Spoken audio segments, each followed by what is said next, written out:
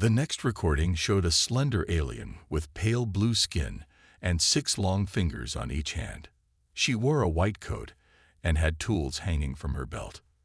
"I am Dr. Jin, head researcher at the Central Science Academy," she said. "My field is the study of different species. I never expected to meet a human. They were supposed to be gone." Ta watched closely as the scientist adjusted her viewing equipment. "The human, Da, came to our lab by choice. This was strange. Most beings avoid research centers. They fear being studied. But he walked in and asked if we could help him." Dr. Jin showed images of Day sitting calmly in a lab while machines scanned him. He wanted to know more about his own body, about human DNA. He had medical records from his parents, but wanted to know if he was healthy, if human genes were still strong after generations away from Earth. She displayed charts and images of cells on the screen. What we found was surprising. Human bodies are simple compared to many species. 2 arms, 2 legs, 1 heart, no backup organs. But their cells can do amazing things. The screen showed moving pictures of cells repairing themselves. Human cells heal quickly.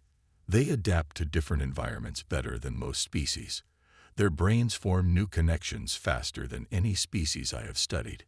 It's like their whole body is made to change and survive. Dr. Jin looked excited as she explained. I asked Da if all humans were like this. He said yes, but they were even stronger on Earth. The gravity there was higher than many planets, so humans developed strong bones and muscles. Their homeworld had many dangers, so they learned to think quickly and work together. She showed more test results. Da could run for hours without stopping. Not as fast as some species, but much longer. He could go days with little sleep. His body could eat many different foods that would make others sick. It was like his ancestors had built themselves to survive anywhere. Her face grew serious. Word of our research spread. Military officials came to our lab. They asked many questions about human abilities. They wanted to know if we could copy human adaptability for soldiers. I didn't like their questions. The screen showed men in uniforms talking to Dr. Jin. She looked uncomfortable. That night, I went to Da's room. I told him about the military's interest. He wasn't surprised. He said humans had always used their abilities to fight each other on Earth. It was one reason they were nearly extinct now. Dr. Jin looked down. I helped him leave that night. I gave him his test results and showed him a back way out of the lab. He thanked me and asked one last question. Had I ever heard of other humans in my research? She shook her head. I had to tell him no. All my data showed humans were gone except for him. He nodded like he had heard this answer many times before. Then he left. The scientist was quiet for a moment. A week later, I found something he left in my lab. It was a small book. Inside were handwritten stories from Earth. Tales about humans doing incredible things. Building huge cities, flying to their moon, saving each other from dangers. I realized he had given me human history to preserve. Dr. Jin held up the small book. I've kept it safe. Someday, when it's right, I'll share these stories. People should know about humans, not just as test subjects, but as beings who lived and dreamed like all of us. The recording ended. Ta looked at June. So the human was physically special too, Ta said. And smart enough to know when to leave. June added. Let's continue. The next recording showed an older alien with gray skin and 4 arms. Tools hung from a belt around his waist, and he had grease stains on his clothes. My name is Quan, he said. I fix ships at the Edge Station, the last stop before the empty zone. I fixed thousands of ships in my life, but the human ship was special. Tai and June leaned forward. This might be the most important story yet. The human arrived in a small old ship, Quan continued. It had traveled too far, too long. He asked if I could make it ready for one more journey, a long one. The screen showed Dez's ship. It was small and patched in many places, but well maintained. While I worked on his ship, we talked. He had been traveling for 30 years by then. His hair had turned gray. There were lines on his face, but his eyes were still bright and full of purpose. Quan used his 4 arms to show the size of the ship's engine. He told me he had finally found what he was looking for. Over the years, he had collected small pieces of information. A story here, a record there, star maps from ancient times, ship routes from the Great Escape from Earth. The screen showed Da and Quan looking at old star charts spread out on a table. He had put all these pieces together. He believed there was one last human colony ship, the Horizon, that had gone farther than any other. It had traveled to an unmapped region, looking for a safe place beyond the reach of the galactic war. Quan's voice grew serious. The empty zone is dangerous. No one goes there. Strange things happen to ships. They get lost or come back with crews who have gone mad. I told him it was a journey of no return. The mechanic looked down at his hands. The human smiled and said, "All my journeys have been toward this one." He showed me his collection, human books, art, music recordings, seeds from earth plants, all carefully preserved. He said whether he found other humans or not, he would make sure human knowledge survived. The screen showed containers filled with carefully packed items in Da's ship. I worked harder on that ship than any other.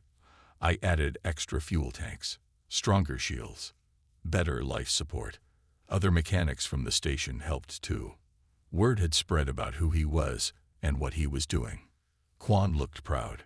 Traders who had met him before brought supplies. A ship captain who once fought beside him brought weapons for defense. The station doctor gave him extra medicine. Everyone wanted to help the last human complete his journey. The footage showed various aliens bringing items to Dad's ship. The day he left, many came to see him off. I asked if he was afraid. He said no. He had lived longer than his parents. He had seen more of the galaxy than any human before him. If this was his final journey, it was a good ending.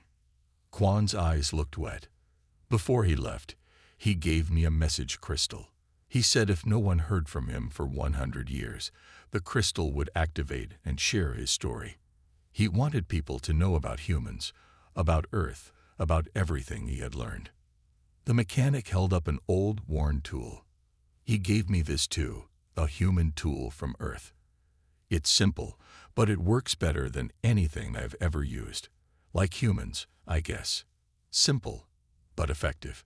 The screen showed Dad's ship disappearing into the darkness of space. That was 15 years ago. No one has heard from him since. The empty zone keeps its secrets, but sometimes I look up at the stars and wonder if he found what he was looking for. The recording ended. Ta and Jun sat in silence for a moment. So he went searching for the last human colony, Ta said softly. And all these people helped him, Jun added. He touched so many lives. They started the final recording, holding their breath. The next recording began to play. This time, the alien on screen had dark purple skin and 3 eyes. Scars crossed its face, and metal parts replaced 1 arm. "My name is Sun," the alien said. "I hunt people for money. I have caught the most dangerous criminals in the galaxy, but I never caught the human." Tai and Jun exchanged looks. This story would be different from the merchants. After the humans stopped the pirates at Crossroads Station, some people got worried. Sun continued, a being that could defeat 12 armed pirates with just things he found. That seemed dangerous. Sun's 3 eyes blinked one after another. The sector governor put a price on the human's head, not to kill him. They wanted him alive. They said it was because he broke station rules. But I think they just wanted to study him. The screen showed official documents with Day's picture and a large number beside it. I took the job. Humans were supposed to be extinct. Catching the last one would make me famous. Sun leaned back in his chair, remembering. I thought it would be easy. I had the best chip, the best weapons, and tracking devices that could find anyone. I was wrong. The recording showed Sun's ship following Da's trail through different star systems. For 3 weeks, I chased him. Every time I got close, he would do something unexpected. He visited a mining colony. By the time I arrived, he had left, but not before helping them fix their air filters. They wouldn't tell me which way he went. Sun sounded both frustrated and impressed. He went to a space station next. I was only 6 hours behind him. But when I got there, my ship's computer couldn't dock properly. Later I found out he had changed the docking codes. Not enough to cause accidents, just enough to slow down anyone following him. Ta smiled. The human was clever. On the 3rd week, I finally cornered him on a small moon. He had nowhere to run. His small ship was out of fuel. I thought I had won. Sun's face grew serious. I landed my ship and went out with stun weapons. I found him sitting on a rock, watching the planet above. He didn't run. He didn't fight. He just asked if I wanted to sit down. The bounty hunter shook his head, still confused by the memory. We talked. He knew I was hunting him. He asked why. When I told him about the price on his head, he nodded like he understood. Then he told me why he was traveling. Sun was quiet for a moment. He was looking for signs of other humans, old colonies, ships that escaped Earth, anything. He showed me pictures of his parents. They had told him stories about Earth and about other human settlements. Before they died, they made him promise to search for others. The screen showed old, faded images of 2 humans, Day's parents. I could have stunned him right there. Taken him in, got my reward. But I didn't. Something about his search felt important. Bigger than money. Bigger than me. Sun looked embarrassed. I told him about the tracking device on his ship, showed him how to remove it. Then I damaged my own equipment so it would look like he had beaten me. I reported that I lost his trail. Sun leaned toward the camera. I've caught 206 targets in my career. The human is the only one who got away. And I'm glad he did. Some hunts shouldn't end in capture. The recording stopped. The room was quiet. Even a bounty hunter let him go, Jun said softly. There must be something special about this human. Let's see what happened next, Tai replied, starting the next recording. The next recording showed a large, tough-looking alien with red armor. One eye was replaced with a metal device. Metals covered the left side of his chest. I am Commander Hyun of the Coalition Forces, he said in a rough voice. I have fought in 12 major battles, but I never saw fighting like I saw from the human. Tai and Jun leaned closer to the screen. It was during the border skirmish in the 7th quadrant. The Razak Armada attacked our outpost without warning. They had better ships, better weapons. We were losing badly. The screen showed images of a space battle. Small coalition ships fought against larger enemy vessels. We had pulled back to our base on Moon SK-17. We were planning our surrender when a small ship arrived. Just a trading vessel, nothing special. Out stepped a being I had never seen before. The recording showed Da walking down a ship ramp, looking around at the damaged base. He said his name was Da, and he was passing through the system when he saw the battle. He asked if we needed help. My soldiers laughed. What could one person do against an armada? Commander Hyun's face showed he wasn't laughing now. The human asked to see our battle plans and our equipment. I had nothing to lose, so I showed him. He studied everything quickly, then started drawing new plans. He said he had read about old Earth battles that were similar. The screen showed Dai and Hyun looking at maps and pointing to different areas. His plan was strange. He wanted our weakest ships to attack first. He said we should use our damaged vessels as traps. No commander would ever order such a thing, but he explained it step by step, and it started to make sense. Hyun's voice grew stronger as he remembered. The human asked to join the frontline fighters. I agreed but expected him to die quickly. The Razak were known for their killing skills. The screen changed to show battle footage. Coalition forces moved in the pattern Da had suggested. Small ships drew the enemy into position. The human fought like nothing I had seen before. He didn't have the strongest weapons or the best armor, but he always seemed to be in the right place at exactly the right time. He could guess what the enemy would do before they did it. The footage showed Da moving through the battlefield, directing soldiers, setting traps for enemy forces. Our troops saw him fighting alongside them and gained courage. The human never asked anyone to do something he wouldn't do himself. He was always at the most dangerous point, helping, fighting. Commander Hyun stood straighter. We won that day. The Razak retreated. We lost only 1/3 of the ships we expected to lose. My soldiers called it a miracle. I called it good strategy, human strategy. The commander's face turned serious. After the battle, the human disappeared. Later, I found out he had accessed our main computer during the fight. He downloaded all information about human colonies and sightings from the past 100 years. Then he left without asking for payment or thanks. Hyun touched one of his medals. This medal was given to me for that victory. I wanted to give it to the human, but he was gone. My soldiers still tell stories about him. Some say he couldn't be killed. Others say he could read minds. I know the truth is simpler. He was the last of a species that understood war better than any of us. The recording ended. The room was quiet again. Humans knew how to fight, Jun said softly. But he used that knowledge to save others, not just himself, Tai added. They started the next recording, wondering what else the last human had done in his journey across the stars. The next recording began to play. On the screen appeared a creature with green scales and long fingers. He wore colorful clothes and many rings. I am Juan, merchant of the Viridian Trading Guild, he said. I was the first to meet the human in many years. This is my story. Tad leaned forward, eager to hear the tale. It was at the crossroads station, where many traders meet. Juan continued. I was selling rare items from the inner worlds. Business was good that day. The screen showed a busy marketplace with creatures of all kinds moving about. Bright lights hung from the ceiling. Stalls filled with strange objects lined the walls.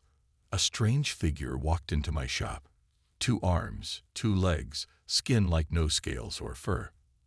At first, I thought he was a Taraxian without their armor, but his movements were different, more fluid.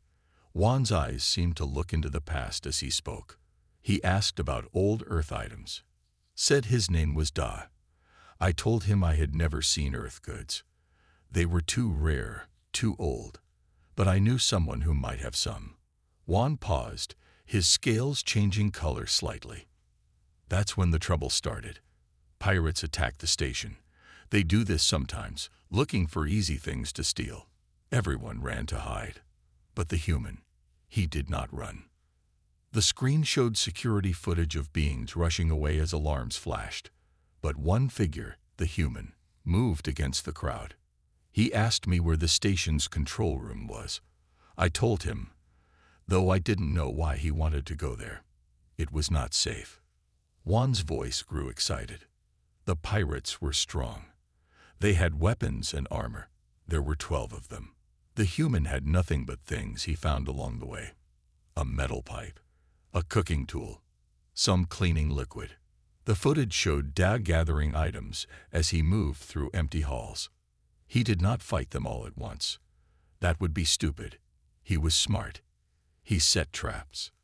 He turned off lights in some areas. He used the station speakers to make them think there were station guards coming. Tai watched, amazed, as the human on the screen worked quickly, setting up simple traps in the pirates' path. One by one, the pirates fell. Some slipped on floors the human made wet. Others were hit by things that fell from above. When only 3 were left, they got scared and ran back to their ship. Juan's scales turned a proud blue color. My goods were saved. Everyone's goods were saved. When the station security finally arrived, they found the human sitting calmly in the food area, eating something. The screen showed Da, looking tired but calm, while shocked security officers stood around him. I tried to thank him, offered him money, rare items, anything he wanted. He asked only for 2 things, a ride to the next system, and any information about other humans. Juan looked sad now. I could help with the ride. My ship was going that way. But about other humans, I had no good news. I had never seen one before him. He nodded like he expected this answer. The merchant was quiet for a moment. During our journey, he told me stories about Earth, about oceans and mountains, about cities of millions of people, about human art and music. It was hard to believe such a place existed once. Juan finished his story. I left him at the gates of Moro. He thanked me and walked away. I never saw him again, but I heard stories later. Many stories. The human kept moving, always searching, always helping people along the way, always asking about others like him. The recording ended. Ta and Jun looked at each other. He saved an entire station with just things he found. Jun said, "Humans must be very good at thinking quickly," Tae replied. They both turned back to the screen, ready for the next story. Tai and Jun spent the whole night watching the recordings. As morning came, their eyes were tired, but their minds were wide awake. "We should start at the beginning," Jun said. She tapped the screen to play the first file. It was labeled, "The Fall of Earth." The screen showed an old alien with gray skin. He spoke slowly, as if each word was heavy. "I am Admiral Kim of the Third Fleet. I record this as a warning to future generations. What we did to the humans must never be forgotten." Tai and Jun looked at each other. The room felt colder suddenly. "Humans lived on a blue planet called Earth," the Admiral continued. "They were not part of the galactic war. They had just learned to travel between the stars when our fleet entered their system, running from enemy ships. The screen showed images of a beautiful blue-green planet with white clouds. We did not mean to bring the war to them. But the enemy followed us. The battle that happened in Earth's orbit lasted 3 days. The images changed to show massive ships firing at each other above the planet. By the time it was over, Earth was badly damaged.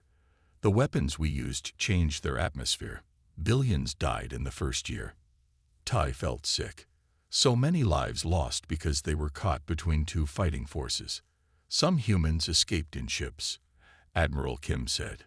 "Maybe 10,000 in all. They scattered across the galaxy, looking for new homes. We tried to help them, but the war was still going on. Many were lost. Others found places to live, but they were few and far between." The Admiral's face looked pained. "Over the next 100 years, humans became rare. They lived on different planets, often alone or in small groups. They had children, but not enough. Each generation, there were fewer humans.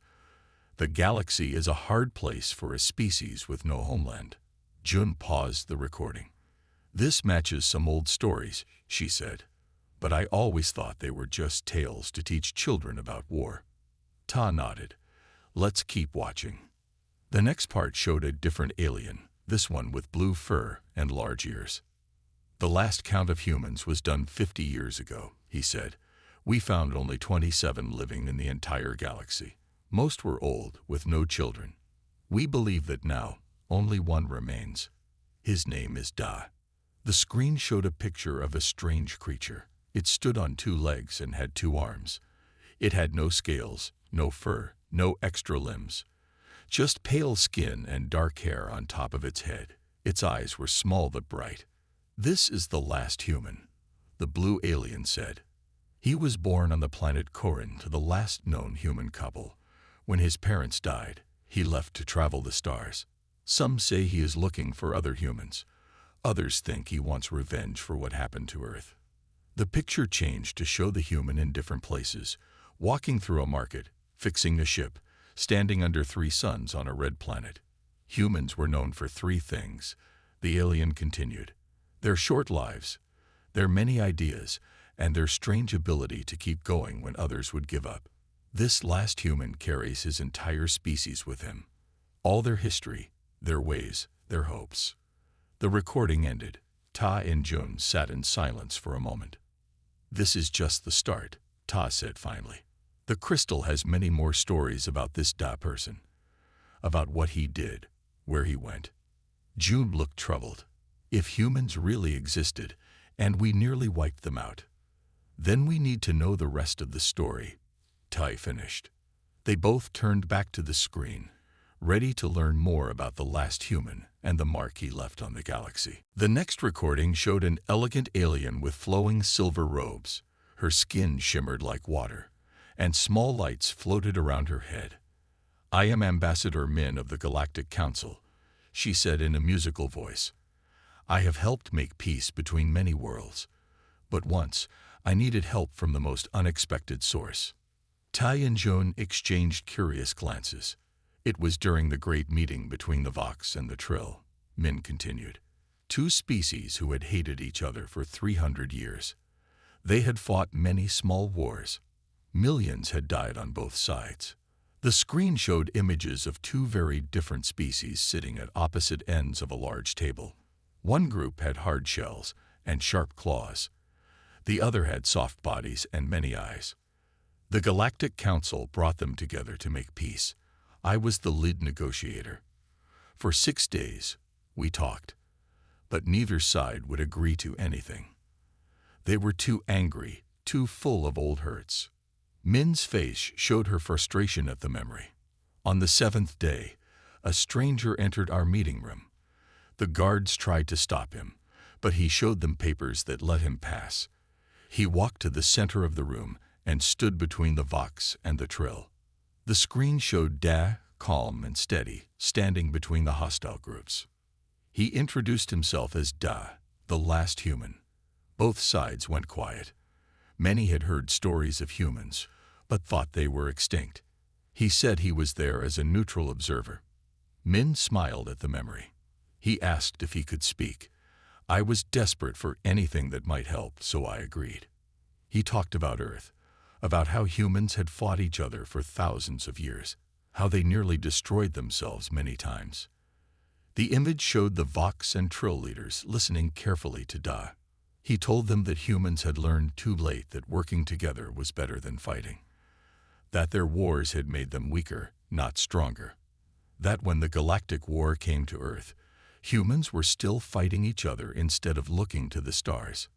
Ambassador Min continued her story. Then he did something surprising. He placed 2 objects on the table. One was a broken piece of metal.